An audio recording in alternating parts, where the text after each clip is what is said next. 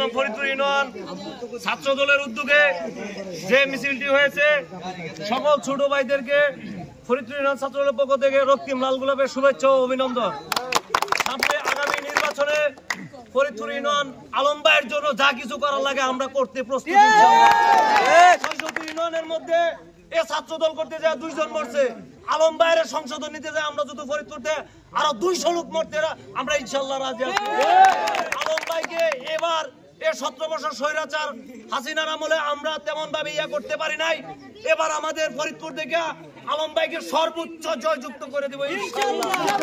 সবাই অনেক কষ্ট করছো ছোট ভাইরা, তোমাদের জন্য খাবার আছে, তোমরা খাবারটা নিয়ে যাও। আমরা সামনে আরো প্রোগ্রাম আছে, তোমরা আরো অনেক পোলাপান নিয়ে উপস্থিত থাকবা। এই বলে সংক্ষিপ্ত